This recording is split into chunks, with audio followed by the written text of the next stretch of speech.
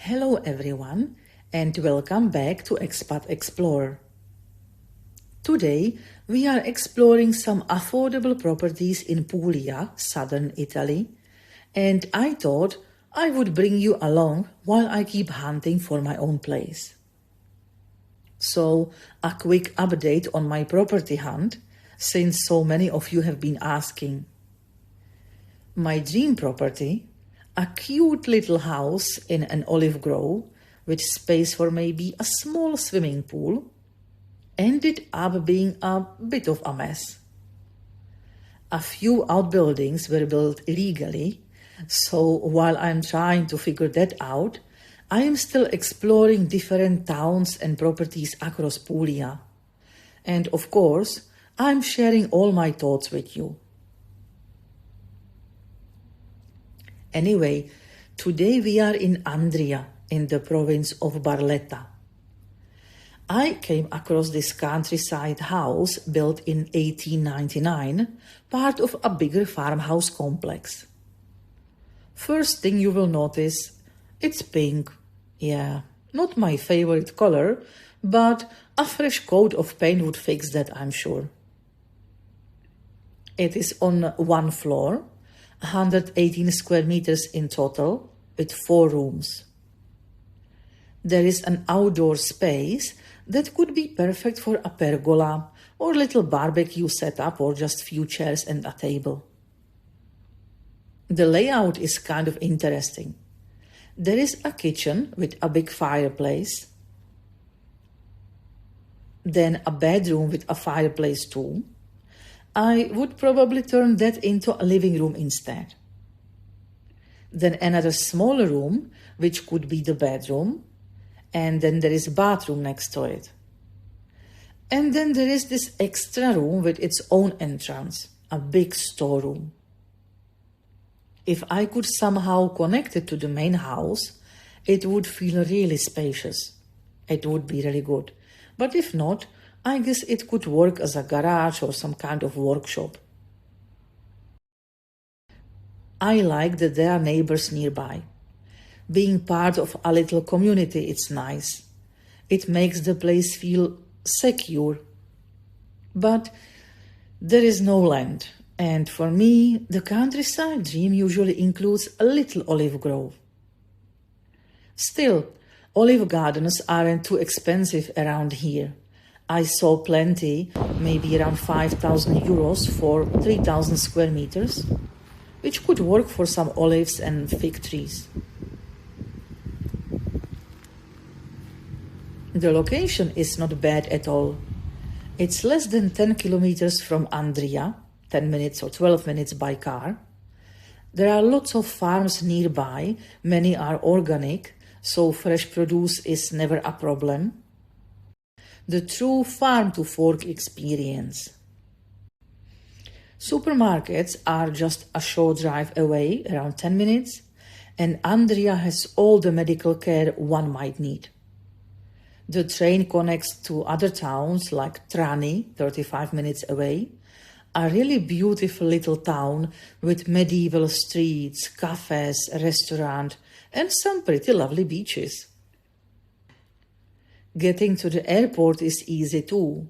Bari Airport is less than 50 minutes away, and from Bari Central, Bari Centrale, it's only about less than 20 minutes away by train, which costs 5 euros one way. And in case you are curious, the price for this property is 40,000 euros, which is about $46,000. That's not bad, is it? So yes, I like some things here. I like the surroundings. I like the layout potential. But the lack of the land, it's not a deal breaker, but I just guess it depends on what kind of lifestyle I will end up choosing. Still, it makes me think maybe this could work if I figure a few things out. And while we are in Andria, let's look at something completely different. A house in the historic center. Let me show you that one too. This one has a totally different vibe. It's right in the middle of those lovely narrow streets, old stone buildings, that classic Pugliese historic center atmosphere. The house itself is quite charming, built in 1920, and it has that old-town character. Thick walls, cute little layouts you only get in historic homes, and those high-vaulted ceilings I just love. It's in good condition and ready to move into, spread over 2 levels. On the mezzanine level, there is an eat-in kitchen, a really good sized, with an oven. I can already imagine the smell of fresh pizza coming from here. Next to the kitchen is a bathroom. I always appreciate a bathroom with a window. Best way to avoid mold. And then there is the living room with lovely floor tiles. Honestly, I think I would keep those. And the bedroom is enormous. So much space for built-in cupboards, lots of natural light, nice airflow, plus access to a balcony. And there is a terrace. Nothing beats having a bit of outdoor space right in your home, especially in Italy. All in all, it has around 200 square meters of living space, 6 rooms in total, 2 bathrooms and a storage room. There is a direct access to the large rooftop if you ever fancy some barbecue setup, and a 40 square meter storage room on the ground floor. It's very low maintenance, definitely a lock up and go type of place, which is a huge plus if you travel or split your time between places like I plan to do. And the location? Well, as I said, it's right in the heart of the town.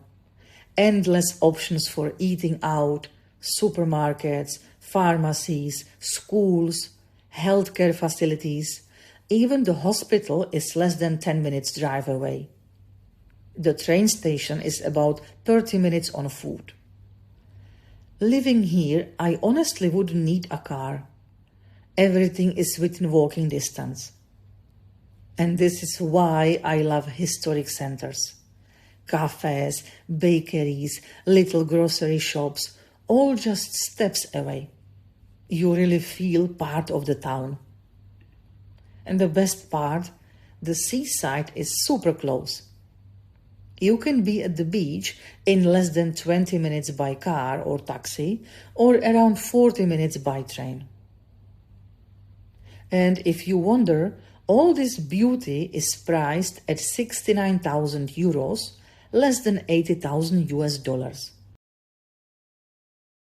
So, after seeing both properties, I have to say, Andria really surprised me. These 2 homes couldn't be more different. One is a countryside pink house with potential and neighbors who will probably bring you fresh tomatoes. And the other is that beautiful historic center home where you can literally walk to everything and pretend you are starring in your own little Italian movie.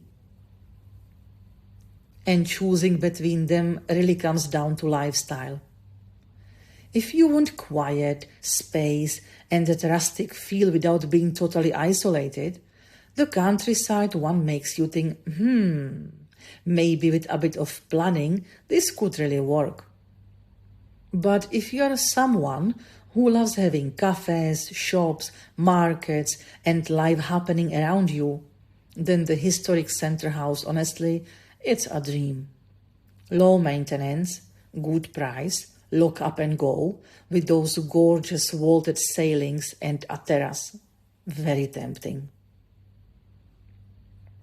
Now, about Andria itself. Is it a good place to buy, move to, or even retire? I would say yes, especially if you want authenticity.